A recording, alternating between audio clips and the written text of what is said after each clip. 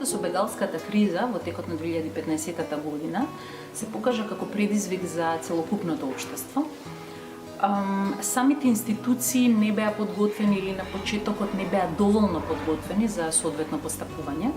Прашањето беше дополнително обтоварено со официјалната нарација на бегалската криза.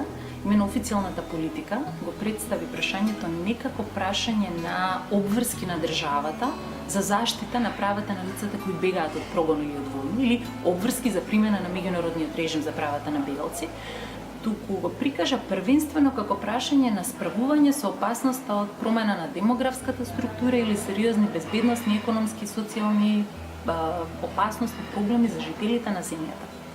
За среќа тука беа невладините организации, мотивирачки чекор, беа токму активностите на граѓанскиот сектор, кои во една голема мера успеа добар дел од нивните активности понатаму да бидат преточени во политики на владините институции и меѓународните здруженија, и ова како такво е нотирано од УНХЦР.